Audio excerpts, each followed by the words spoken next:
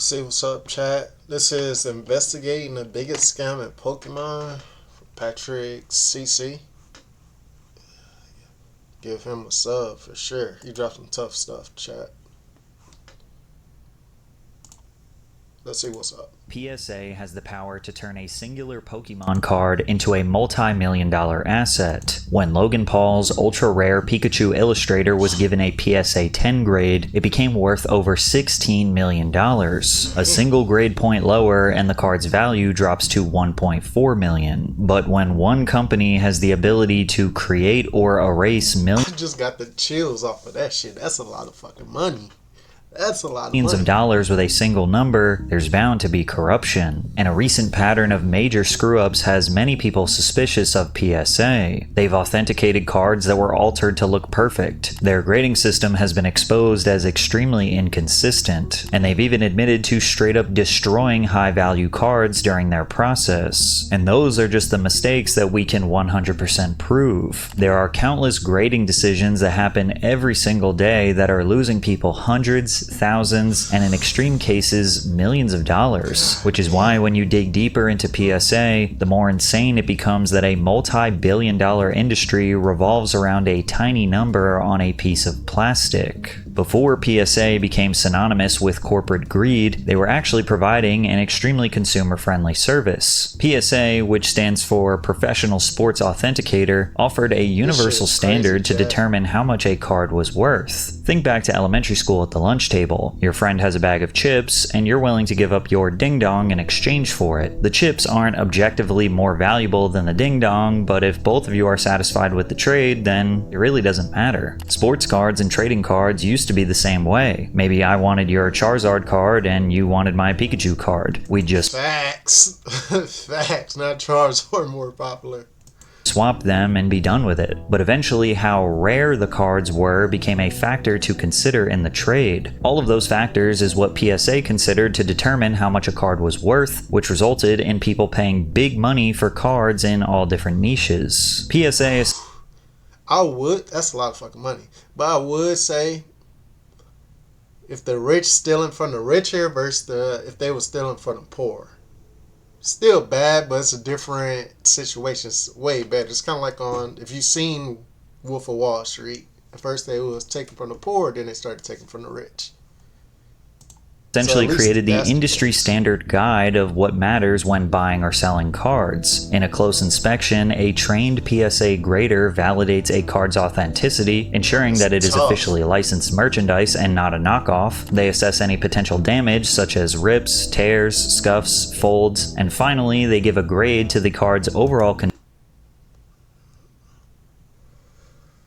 Man, Chad, that's crazy. I literally got the fucking Condition on a 1 to 10 scale, and at the end they carefully encapsulate the card in a protective case to preserve its condition with a label displaying its name and official PSA grade. Before PSA was rotting the industry from its core, it was actually meant to preserve the integrity of it, but as their power and influence grew, they started moving away from being a humble service for hobbyists and developing into a corporation fully fixated on profits. PSA expanded.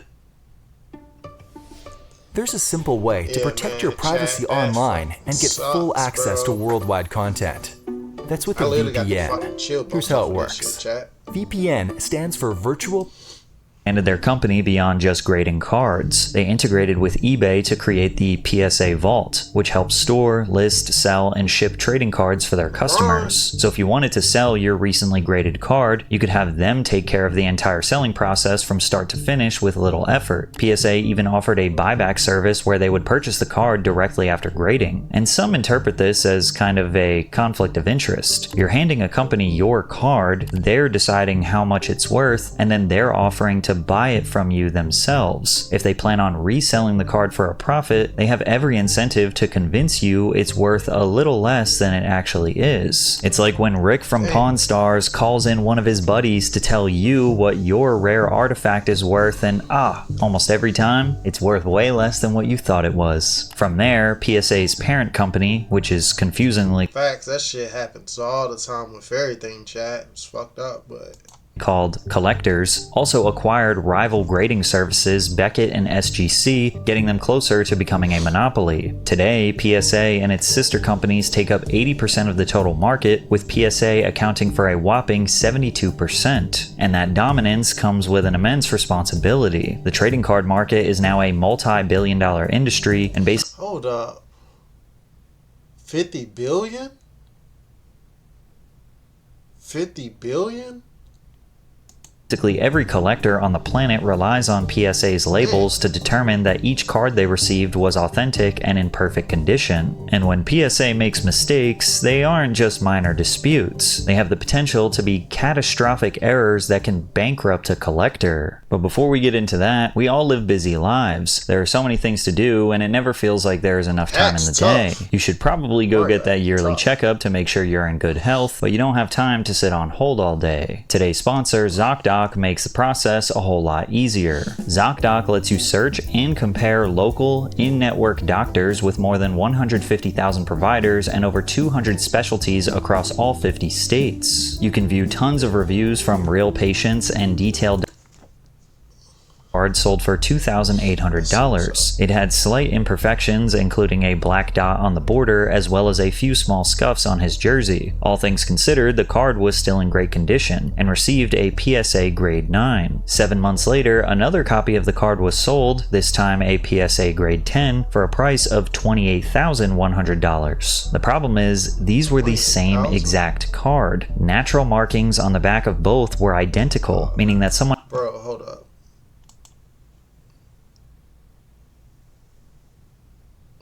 This shit is wild, chat. This is wild. The same exact card. Natural markings on the back of both were identical, meaning that someone had covered up its imperfections and resubmitted it to PSA, got a higher grade, and made tens of thousands of dollars. PSA is supposed to inspect every card closely before giving it a grade. It checks for scratches, scuffs, and imperfections, but it also ensures that the card is both authentic and unaltered. Like when you and I look at a PSA 8, 9, or 10, we just kind of say, yeah, I mean, it looks perfect. But PSA's job is to notice the tiny things that we never would. Maybe someone repainted a tiny white chip on the edge, or they trimmed a fraction of a millimeter off the border, or they managed to fix a— Oh man, bro. crease that used to be there. And even still, you might wonder what the big deal is. I mean, if a card can be restored to pristine condition, then why should it matter if it was original or not? Well, it's because the history— Imagine being able to build anything just by thinking about it. Meet Base 44, a complete AI creation platform made for anyone with an idea. And a history of a card is a major factor in its value. To see a card preserved for almost 70 years without a single flaw doesn't just make it worth more money, it's also just objectively cool. And this is not just true for cards, it's really true for about anything that is rare. The flowing hair silver dollar sold for $10 million in 2013.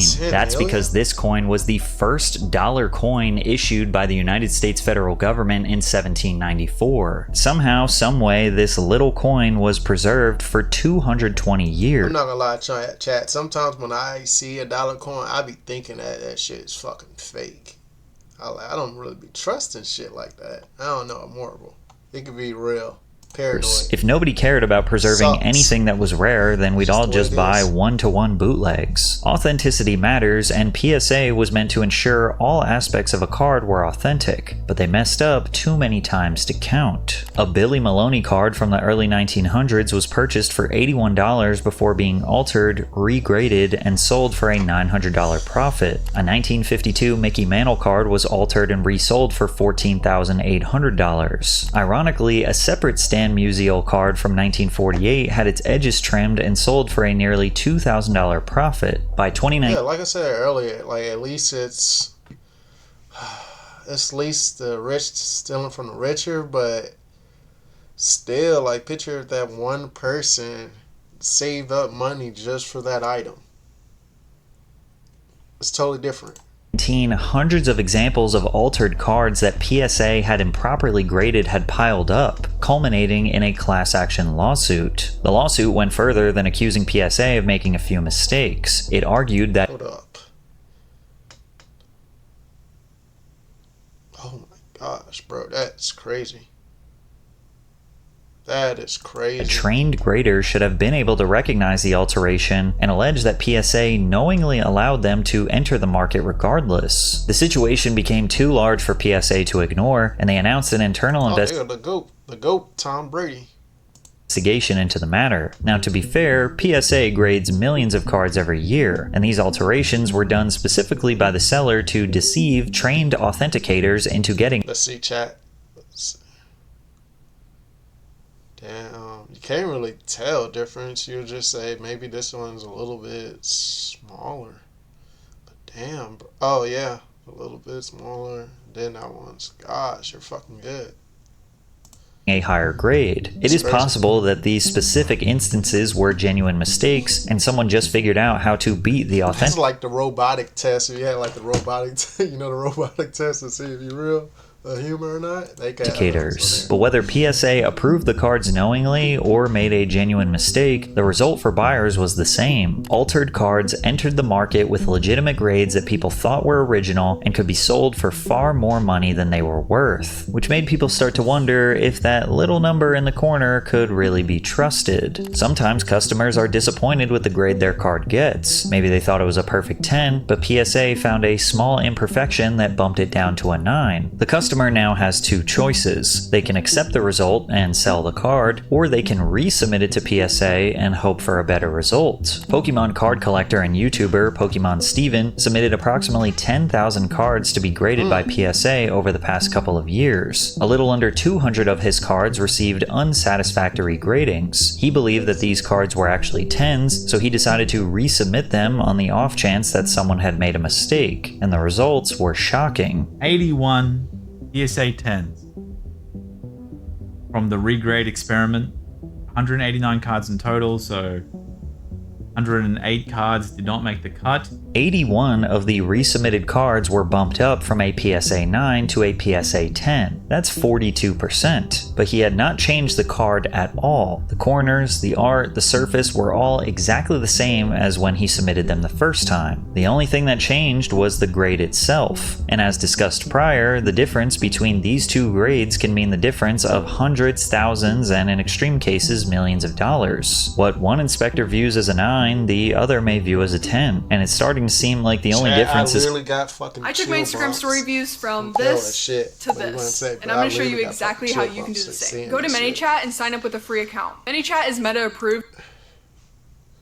Is how lucky you are when your card is being reviewed. PSA's grading system is supposed to be an objective measurement of the card's condition, but as more controversies pile up, the grading seems subjective. Just goes to show that people are insane for paying such a massive premium for 10s. PSA is a huge scam. But resubmitting the card could also hurt its value. Another collector submitted over 100 cards to be regraded, 19 were given higher grades, but 34 of them were actually given a worse grade. But why does this happen? I mean, the rules are clear enough. 4 perfectly sharp corners, full original gloss, no stains or no scratches, with a slight allowance for printing imperfections. The problem is that a human grader still has to decide what counts as perfect. Maybe there's a small mark in the artwork that one grader notices while the other one doesn't. What one grader sees as a printing imperfection, another may view as an unnatural defect that bumps its grade down. So now, submitting to PSA is like gambling, especially when you consider the fees associated with this process. Submitting to PSA for grading costs $25 per card. Man, this shit is crazy, chat. This shit is crazy. Card plus shipping, and they do offer slight discounts for bulk submissions. But think about it, if you get a low grade, your card... I'm just wondering how much fake shit that I bought. I know I bought some accident. Man, it's crazy. Some could be worth less than $25, meaning it costs more to authenticate and grade than it's actually worth. However, if your card is worth more, PSA will charge you insane... they got the stitch. You got the stitch on there. That's tough.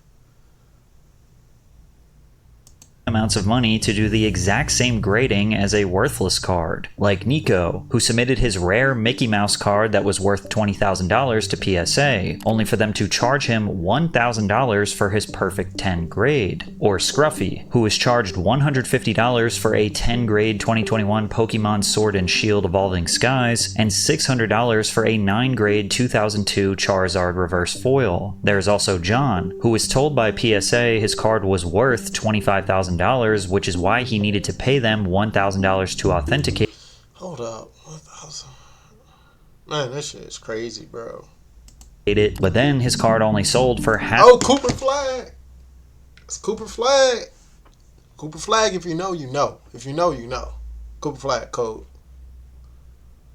The value they claimed it was worth. And no, they didn't give him a $500 discount and say, oops, we messed up. And he still made a great profit, but remember that the grading process for all of these cards is exactly the same. And you don't know what they are going to charge you until after they have already done. Chat, what Dallas doing this season? Dallas Mavericks doing? On the service. This has led some collectors to accuse PSA of intentionally having inconsistent grading so people will just keep submitting their cards for additional gradings. This is unlikely considering they've been shown to both overgrade and undergrade cards. Then again, there are stories that make it easy to understand why some collectors still remain skeptical. The most notable example of this is when a collector named Preston submitted 30 separate Pikachu Zekrom GX cards to PSA for grading. He anticipated that most of them would be perfect 10s, but he was shocked to discover that none of them received a perfect grade, with the vast majority of them receiving PSA 9s. In spite of his disappointment, Preston opted to sell the cards through PSA's buyback service. However, he kept records of the serial numbers on his cards and searched them later online to discover that 11 of them had been listed as perfect 10s. Around this time, a PSA 9 of this exact card was going for around $41, while a PSA Websites your competitors don't want you to know, part 2. All you do is go to this website, crazy, and it lets you find out exactly how much your competitors are making by showing you how much traffic they're getting, where the traffic's coming from, and even which social media platform is scamming on a new level. 10 was nearly $200, meaning that PSA bought them from him as a 9 and sold them as a 10, and Preston missed out on around $1,500 for all 11 cards. And this highlights the conflict of interest I mentioned before. The only people who can change a grade are PSA themselves, so if they are authenticating and buying and selling cards, they could theoretically change the grade of any card to maximize their personal profits on the sale. As you can see, this is a legendary collection reverse PSA 10 Mankey that's listed on eBay by PSA themselves. See chat, I'm much answer my phone right now. But if this card is a PSA 10, then why does the back look like this? Because how are they listing a card that looks like this as a PSA 10 on eBay through the PSA eBay account? They need to get sued more. It's all a scam. I hate that PSA is the one that got popular. However, PSA offered a different explanation. Supposedly, someone at PSA had... Damn. Hey, scam, bro. Damn. Seen Preston's original post on Twitter. They personally believed that the initial grading was too harsh and conducted a secondary manual review, resulting in updated gradings after Preston had already accepted their offer, which is shady. They conveniently realized that they messed up only after they already bought the cards from him and resold them for a profit. Luckily for Preston, his story got a lot of traction online, and he claims that they privately rectified the situation with him, which I would hope means that they gave him the money he deserves for the cards he unknowingly undersold to them. But that still doesn't feel like a satisfying conclusion, and it still didn't explain why the cards were undergraded in the first place. A fellow collector claimed that cards tend to be undergraded by PSA when they receive bulk quantities of the same card. I guess the logic is that when you look at the same card over and over again, you maybe start to see imperfections that aren't there. Or maybe the same person is just going over all of them and is like, surely they can't all be 10s, so here's a 9. But obviously that would be... Bro, that'd be fucked up. Corrupt and unethical business practices. But most importantly, PSA did not make the situation right with Preston until after he went viral on social media and gave them bad publicity. What's Preston the only person this has ever happened to, or was he just lucky enough to get attention online and put pressure on PSA to pay him what they owed? But one of the most insane controversies that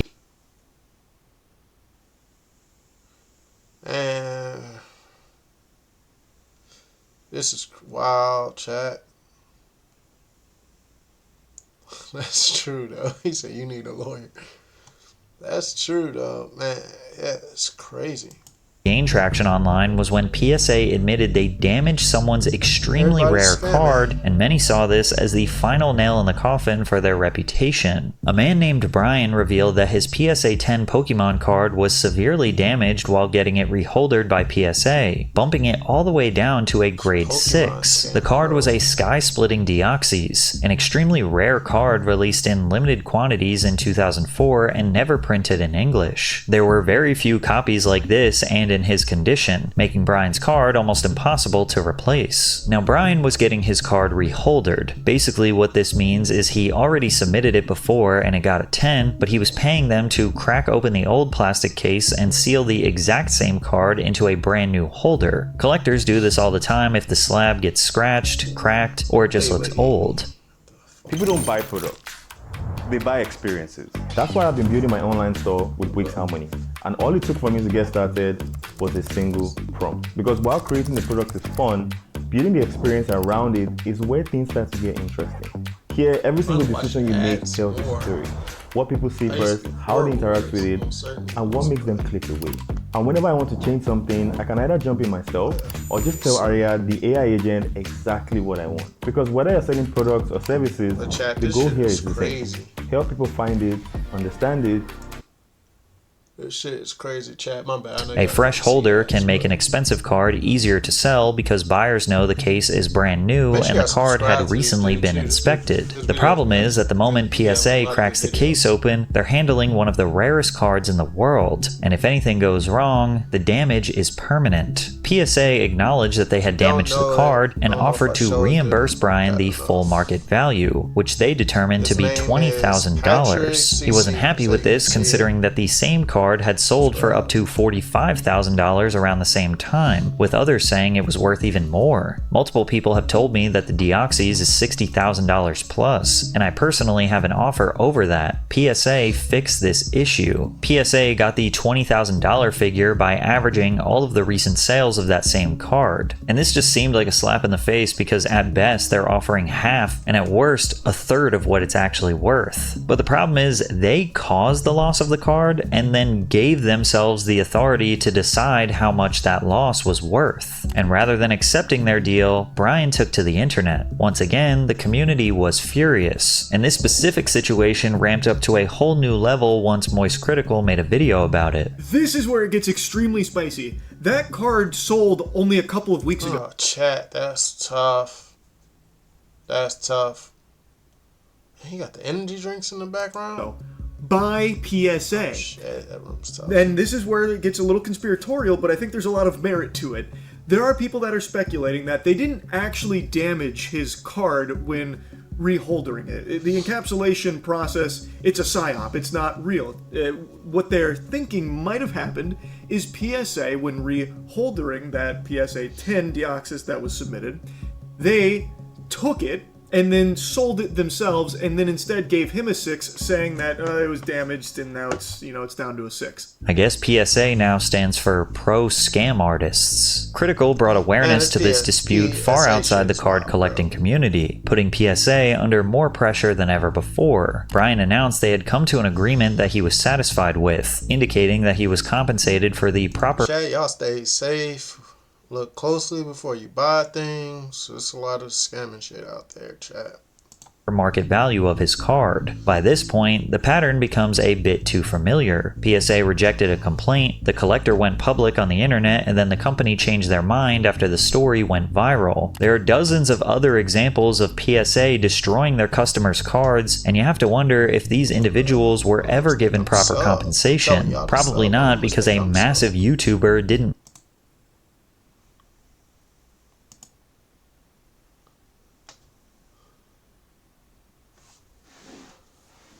Oh, my bad, chat. My bad, chat.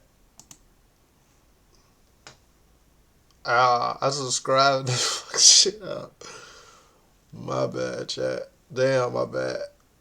But anyways, yeah, the PSA shit and the scam. Make a video about them. Crazy. And now I'm just genuinely curious if anyone watching has ever had this happen to them. Like, you submitted a card to PSA and you know for a 100... This PSA shit is crazy. It was like, all the scamming shit is just ridiculous.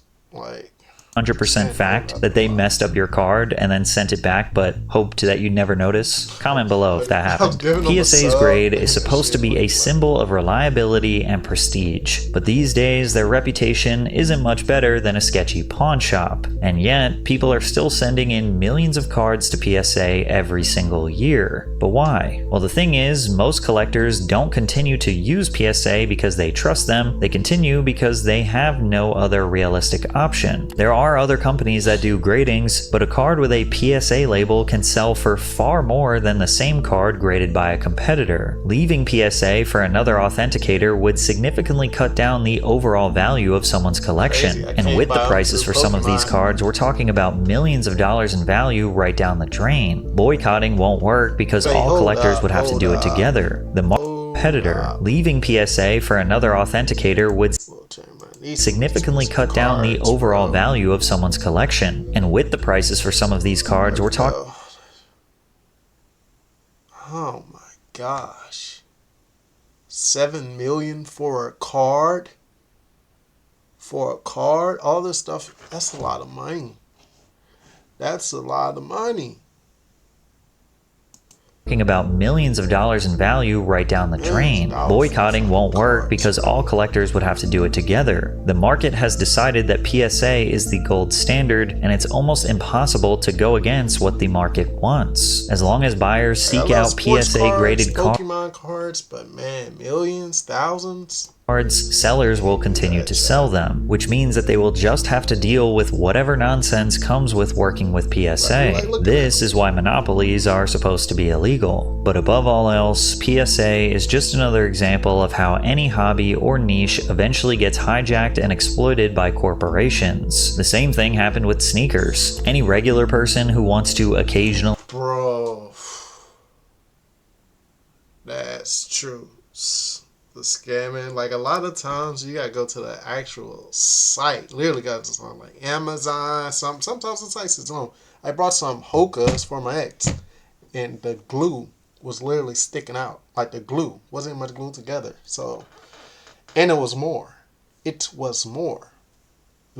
Maybe once a year or every other year, buy a nice pair of sneakers. Has to deal with insane price gouging, unavailability of sizes because collectors or resellers pay thousands of dollars just to let a pair collect dust on a shelf. Shoes turned into a status. Most of the time, it's probably going to cost more. So you got to look at that. It'll cost more or way less. Symbol. And now it's trading cards. Actually playing with your Pokemon card could scratch the artwork, and wearing your sneakers could scuff them up, which will devalue them. Which is ironic because most people buy nice things because they want to actually use nice things, but the only way to protect the value is to avoid I keep my, but I don't like wearing my stuff a lot. I be paranoid. The money. Enjoying it for what it is. And unfortunately, no hobby is safe from this. It's only going to get worse. Once people begin to put a price on their favorite pastime, they make way for opportunists to take advantage of the hobby and get Tom rich. Brady. W for Tom Brady. That's tough. PSA isn't just a tragic story of an innocent hobby being corrupted. It is a reminder that nothing you love is safe or sacred anymore. And PSA isn't the only business that's built an empire by telling people what their collectibles are Oh man, this stuff is worth. Pawn Stars made a fortune with these same questionable tactics. But check out this video to hear that story. Chat, like I said, be careful. All this damn scamming and shit. Like, be careful with everything, not just cards. People just scamming out here. Be careful. Alright.